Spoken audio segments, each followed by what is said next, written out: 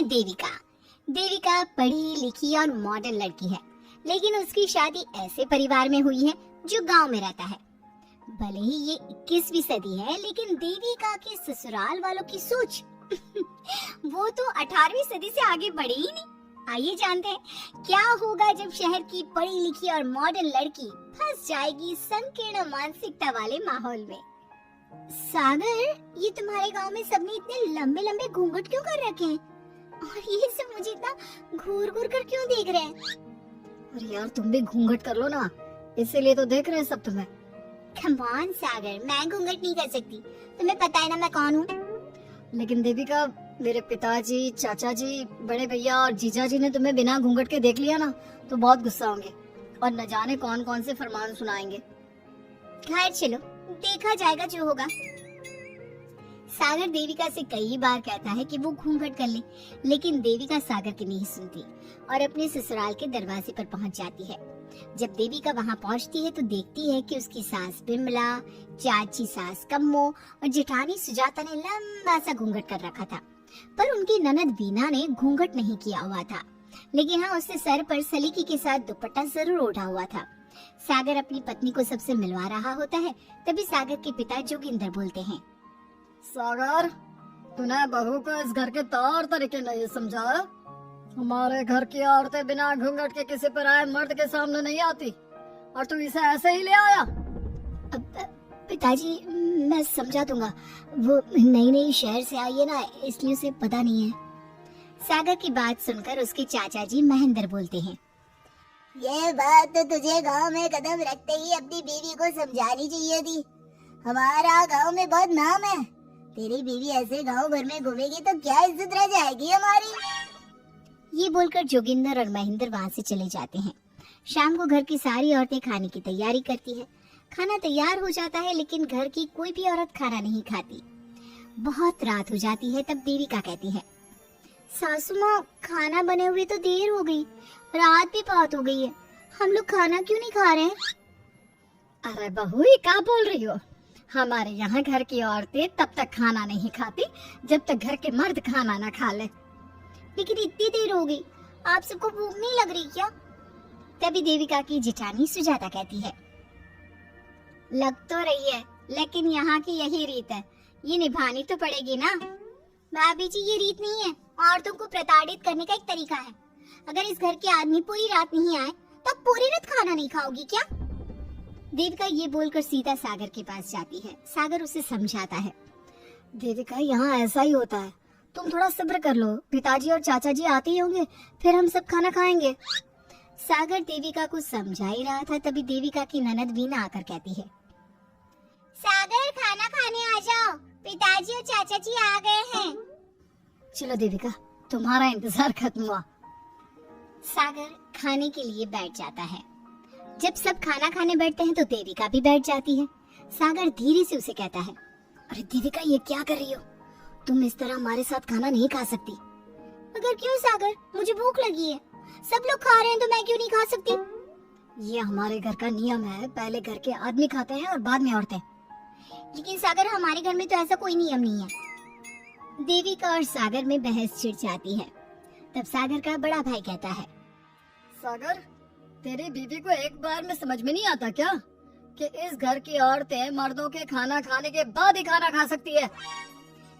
भैया, मैं देविका को यही समझा रहा था। मुझे तो लग रहा है कि इसके दिमाग में कोई बात ही नहीं बैठती एक बार में। भैया, मेरे दिमाग में बात तब बैठेगी ना जब आपकी बात कोई ढंग की होगी। अरे आखिर क्यों घर की औरतों को आप लोगों की बात खाना मिलेगा? हाँ, अब से पहले घर की किसी औरत ने घर के किसी मर्द से इस लहजे में बात नहीं की थी, इसलिए वो सब देविका की बात सुनकर हैरान रह गए। तभी सागर की जीजा और वीना के पति कल्याण जी कहते हैं, ये क्या है सागर, इस घर की दीवारों को औरतों की इतनी ऊंची आवाज सुनने की आदत नहीं है। अपनी बीवी को बोल जरा होश से काम ले और चुपचाप चली जाए। क्यों चली जाऊं मैं चुपचाप? इस घर की औरतें आपकी हर बात बर्दाश्त कर लेंगी, लेकिन मैं शहर की पढ़ी लिखी लड़की हूँ। आपके कोई भी फालतू के रीति रिवाज मैं नहीं बर्दाश्त करने वाली। इस तरह देविका ने सारे घर की औरतों के लिए मिसाल पैदा कर दी। जोगिंदर के घर में पहली बार किसी महिला ने विरोध का स्वर उठाया है, ये बात घर के किसी मर्द को बर्दाश्त नहीं हो रही है। तभी जोगिंदर कहता है, महेंद्र, मोहन, इस बेशर्म लड़की को कमरे में बंद कर दो और आज इसे कोई खाना नहीं देगा। अगर किसी ने इसे खाना दिया तो मैं उसे जिंदा नहीं छोड़ूंगा। महेंद्र और मोहन उसे कमरे में बंद कर देते हैं और उसे खाना भी नहीं देते। रात के 3 बज जाते हैं। भूख की वजह से देविका को नींद भी नहीं आती। तभी उसे कुछ महसूस होता है। ऐसा लग रहा है कोई दरवाजा खोल रहा है, लेकिन इतनी रात को कौन हो सकता है? कहीं सागर तो नहीं? देविका उम्मीद भरी नजरों से दरवाजे की तरफ देखती है, लेकिन दरवाजा खोलने वाला सागर नहीं बल्कि विमला और कम्मो है। माँ जी, चाची जी, आप दोनों। बहू, ये ले, हम तेरे लिए खाना लाए हैं, खा ले। और ये बात ना तो किसी को बताना मत कि हमने तुझे खाना दिया है, नहीं तो हमारे मर्द मार मार कर हमारा बुरा हाल कर देंगे। माँ जी, आप यहाँ इतना घुट घुट कर क्यों रहती हो? देविका, अब तू भी इस घर की बहू है, तू भी हमारी तरह रहना सीख ले। इस घर के कायदे कानून अपना ले। इस घर के मर्द तो कभी बदलने वाले हैं नहीं बहू, तो तू ही बदल ले अपने आप को। माँ जी, बदलाव अच्छे के लिए हो तो हमें बदलना चाहिए, बेकार और बेतुकी बातों का तो विरोध करना चाहिए। दोनों ने देविका को समझाने की कोशिश की, लेकिन देविका ने उल्टा उन्हें ही समझा दिया। इसी तरह एक दिन देविका किसी बात पर जोर जोर से हंस रही थी। तभी देविका की सास विमला ने उसे टोकते हुए कहा, अरे बहू, तू इतनी जोर जोर से क्यों हंस रही है? हमारे घर की औरत इतनी जोर जोर से नहीं हंसती। विमला अपनी बहू को समझा रही थी कि तभी महेंद्र बोलता है, अरे कम्मो, कौन है ये औरत जो बेशर्मों की तरह जोर जोर से हंस रही है? तभी कम्मो और देविका बाहर आ जाती हैं। वो मैं हंस रही थी चाचा जी। अब आप लोग हंसने पर भी पाबंदी लगाओगे क्या?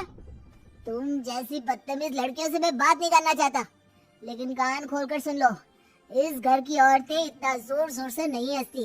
और हाँ, तुम्हें पहले ही बता चुके हैं कि इस घर की दीवारों को औरतों की तेज आवाज सुनने की आदत नहीं है। इस घर की दीवारों को आदमियों की ऊंची आवाज सुनने की आदत है, लेकिन औरतों की नहीं। चाचा जी, आपके घर की दीवारें तो बहुत दोगली है। हर पाबंदी औरतों के लिए क्यों चाचा जी? औरतें ये नहीं कर सकती, औरतें वो नहीं कर सकती। औरतें सांस ले सकती है या उस पर भी पाबंदी है? चुप हो जाना बहू, मत बोल और घूंघट कर ले, ये तेरे चाचा ससुर है, थोड़ा तो लिहाज कर। कम्मो के समझाने पर भी देविका चुप नहीं होती। वो महेंद्र से ऐसे ऐसे सवाल पूछती है जिनका जवाब उसके पास होता ही नहीं। महेंद्र गुस्से से सागर को आवाज देता है। महेंद्र की आवाज सुनकर घर के सभी आदमी बाहर आ जाते हैं। जी चाचा जी, आपने बुलाया? अपनी मुंह जोर बीवी को यहाँ से ले जाने तो कुछ अनर्थ हो जाएगा।